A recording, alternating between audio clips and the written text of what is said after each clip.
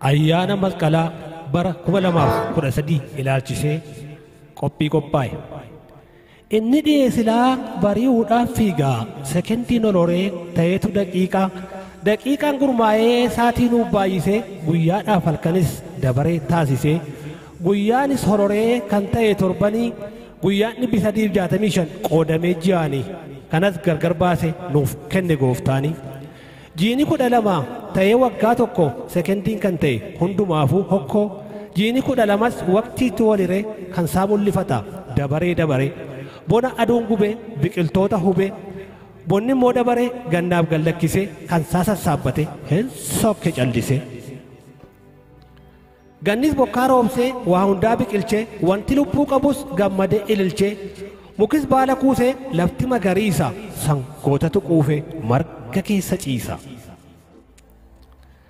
Bacaqiin gannaa darbee biqiltuu hunduu margee booqaa birraatti ceene masqala sirbuu feene masqalli fiigee dhufe gannatti karaa cufe. Boqqolloon bilchaatee baaqilaan daalife gannis fiigee sokke birraanis nuu dhufe xaafiin daddaraaree garbuun bissii gatee aduun birraa baatee bunnis nuuf diimatee habaaboon daraaree kanneessi xuuxattee gaaguratti geessuun dhaaba ishee guuttattee uffee birraanii bariite ganni ni qaarite. Iyyoolee sirbuudhaaf dargaggoon koratte hulee sirbaaf ta'u hundinuu muratte galgala masqalaa damaraa damaruuf ganama ka'anii sirbanii gammaduuf muki damaraadhaa bakkanniisaaf laaftoon qarabee dhaabamee abbaydhaaf obboon. Gucis qophaa'eera jamaa mana barii lafaa ka'ee guca qabsiifatee gooliin bay jedha gamasii gamanaa. Daaraa masqalaattis hundinuu naanna'ee akkas jedhee sirba wayyaa aadaa isaatii hunduu lafaan ga'e. Yaa ijoollee maaloo hiyyoo ishee birraa yaa abaaboo daraari.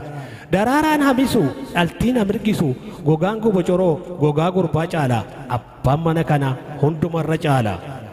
Farsoo durbinatte kosiirra dhaabanii tokkorraa liqimsu lafoo qeedhatte qarshirka kaanii ofirraa dhidhimsu. Jechuudha weeddisa tarree galee taa'ee farsoo isaa qabatee hancootee isaa nyaata qoqqocaa cuubate walittis mi'eessa farsoo abbuuqqate. Muki damaraadhaa abiddaan gubatee yommuu lafa dha'u amma immoo sirbuudhaaf marsanii naanna'u. Harmeeris dhufanii abidda kormoomsaa falaxaan tuttuqu. Aadaa ta'u jira eenyu achiin mittiqu.